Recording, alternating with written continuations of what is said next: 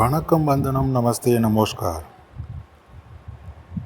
எனக்கு இந்த நிமிஷம் நோபல் ப்ரைஸை கொடுங்க, இல்லைன்னா நான் தெருவில் உட்காந்து அழுவேன் அப்படிங்கிற மாதிரி ட்ரம்ப் ரியாக்ட் பண்ணிகிட்ருக்காரு.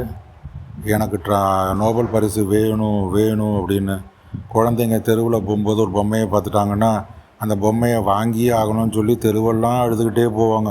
உங்கள் அப்பா அம்மா அடித்து எடுத்துகிட்டு போவாங்க. அந்த மாதிரி இப்போ ட்ரம்ப் அழுதுகிட்டு இருக்காரு. எனக்கு நோபல் பரிசு வேணும், நான் 7 போர்களை நிறுத்திவிட்டேன், எனக்கு நோபல் பரிசு கொடுங்க அப்படின்னு சொல்லி நோபல் பரிசுன்னு அழுதுகிட்டு இருக்காரு.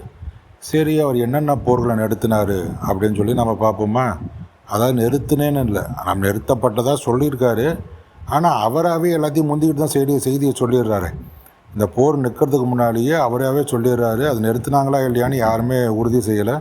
இருந்தாலும் அந்த என்னென்ன 7 போர்கள் அப்படின்னு பார்த்தீங்கன்னா, இஸ்ரேல் ஈரான் போர் நான் தான் நிறுத்தினேன் அப்படின்னு சொல்லி சொன்னார். அது ஒன்றாச்சா. அடுத்தது பார்த்திங்கன்னா 2வது போர், Rwanda Democratic Republic of the Congo, இவங்க போரை நிறுத்தினதும் நான் தான் அப்படின்னு சொல்லி சொன்னார். அதே மாதிரி அர்மேனியா, அசர்பைஜான், இவங்களுடைய பிரச்சனைகளை போரை நிறுத்தினதும் தான் அப்படிங்கிற மாதிரியும் சொன்னார்.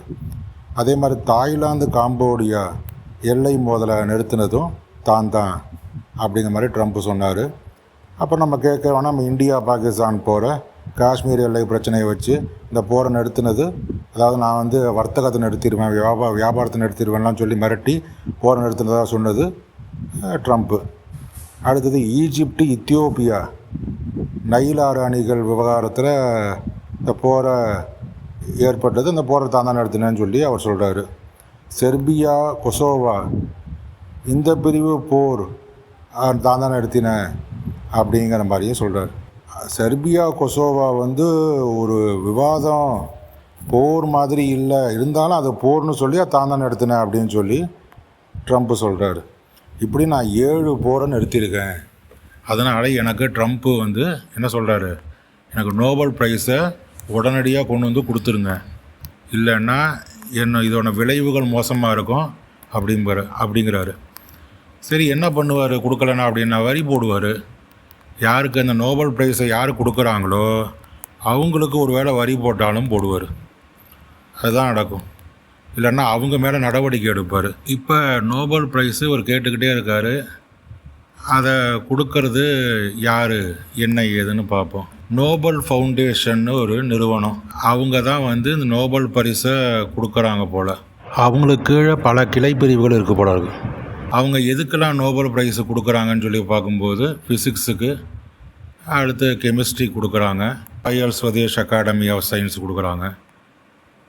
அதே மாதிரி மருத்துவம், உயிரியல் சார்ந்த படிப்புகளுக்கு நோபல் பரிசு கரோலின்ஸ்கா இன்ஸ்டியூட்டுங்கிறவங்க நோபல் ப்ரைஸு கொடுக்குறாங்க. இலக்கியம் சார்ந்ததுக்கு ஸ்வதேஷ் அகாடமி கொடுக்குறாங்க.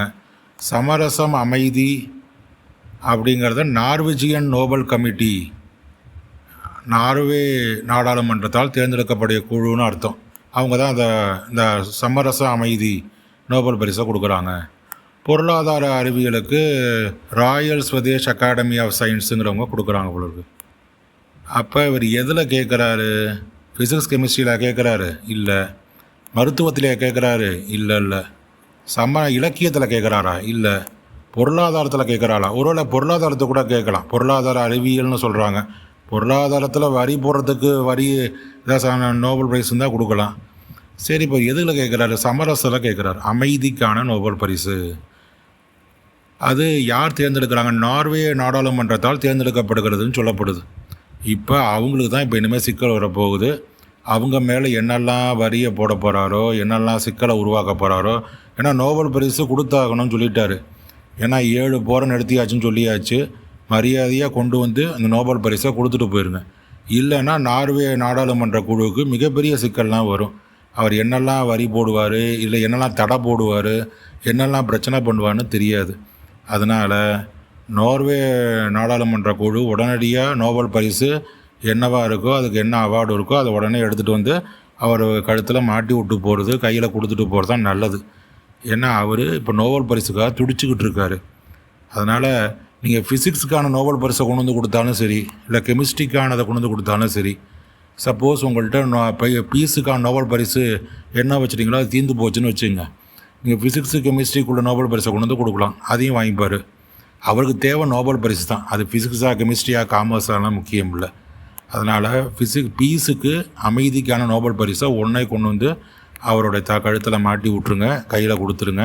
அதை ஒரு ஃபோட்டோ எடுத்து வீடியோ எடுத்து அவர் போட்டாகணும். இல்லைன்னா அதுக்கப்புறம் வரி போடுவார், தடை போடுவார், பிரச்சனை பண்ணுவார். அதெல்லாம் நீங்கள் சமாளிக்க தயாராகுங்க. அவருக்கு இந்த நிமிஷம் நோபல் பரிசுக்கான தேவைன்னு சொல்லிவிட்டார். அதை புரிஞ்சுக்கலன்னா கஷ்டம்தான். அப்புறம் என்னென்ன சிக்கல்கள் உண்டோ சந்திக்க நேரிடும். ஆனால் அவர் எத்தனை % வரி போடுவார், இல்லை அந்த நாடாளுமன்றத்தை தடை போட்டுருவார். நார்வே நாடாளுமன்றமே இனிமேல் கிடையாதுன்னு போட்டுருவார். இல்லை அதுக்கு அவர் தலைவராகி அந்த நோபல் பரிசு எடுத்து தானே கழுத்தில் மாட்டிப்பார். சொல்லியாச்சு, நடந்துக்க வேண்டியதான் உங்களோட பொறுப்பு. நன்றி, வணக்கம்.